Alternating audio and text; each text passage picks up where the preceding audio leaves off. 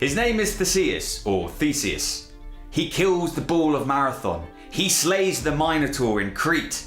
He's pretty much Hercules' equivalent. They even go on some campaigns together to take out some downright dreadful and awful people and monsters.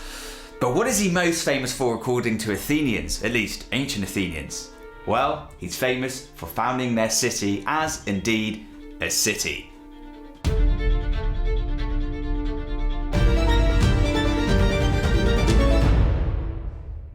I'm Christian Gilliam for The Ancient Project, bringing you a special episode for the rise and fall of Athens.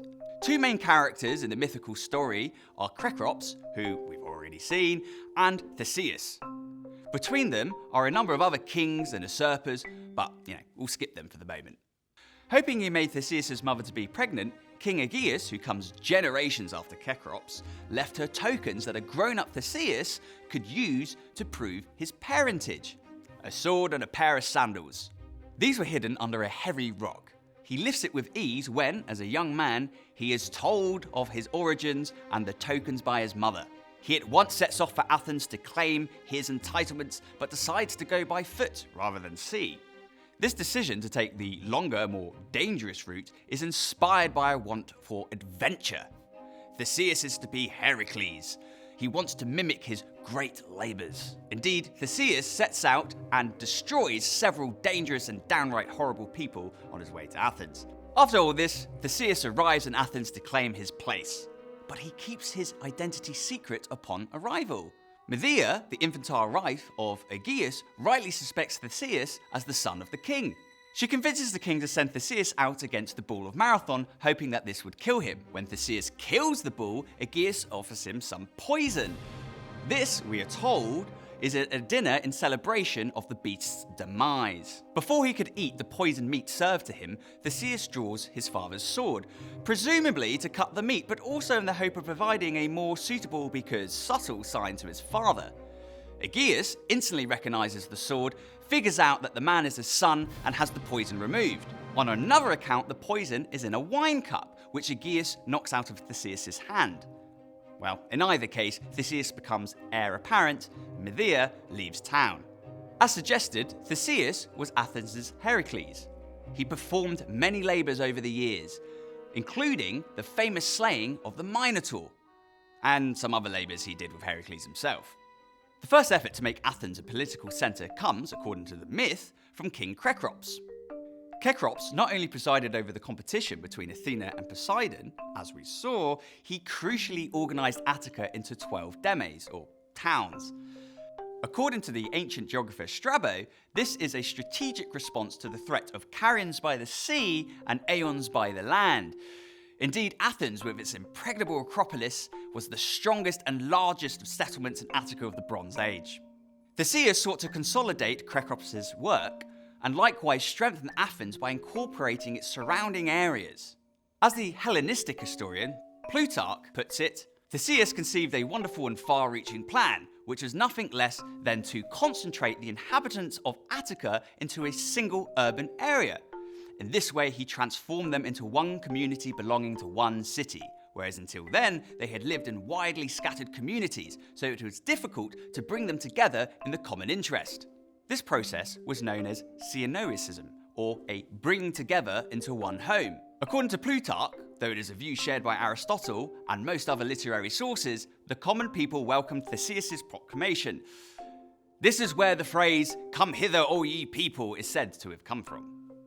And this coming together enlarged the size of the citizen body, increased its military and defensive capability, and ultimately provided a great deal of security for the commoner.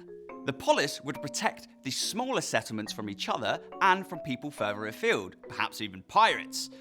This set the foundation of a stable and growing city. Theseus proposed a constitution without a king, in which he would be no more than a commander of the army, but otherwise on an equal footing with everyone else. With broad agreement, Theseus set about constituting his ideas. He was the first to divide the populace into formal classes, consisting of noblemen, husbandmen, and artisans. The nobleman, or aristocracy, was assigned religious rights, the filling of the magistraries, the teaching and administration of the laws, and the interpretation of all sacred matters. This set the basis of what would become the very conservative Council of the Areopagus. To the rest, Theseus established a balance of privileges on the assumption that the nobleman would excel in dignity, the husbandman in utility, and the artisans in numerical strength. Wisdom had played its part. The vicious individualism of Bronze Age Greece gave way to cooperation, or at least a degree of it. As the famous ancient philosopher Aristotle saw it, Theseus was the first to incline towards democracy. And indeed, if we believe the myth, he established the cooperative essence of the Athenian polis and seeded the idea of equality before law. Homer, in the catalogue of ships in the Iliad, refers to the Athenians as the sovereign people, though it is likely such a line was added later in the 7th century under Pisistratus, a long-serving tyrant of Athens. So, we've come to understand why Theseus was so important to the Athenians, what he meant to them. Perhaps, as is usual with myth, there is an echo of reality here. Certainly, whilst we may doubt the existence of Cecrops and Theseus, at least as they are relayed to us, it is certain, going by the archaeological evidence, that demes were established in Attica in the 14th century BC, and that the Acropolis was heavily fortified in the 12th, acting as the citadel of defence for the whole of Attica.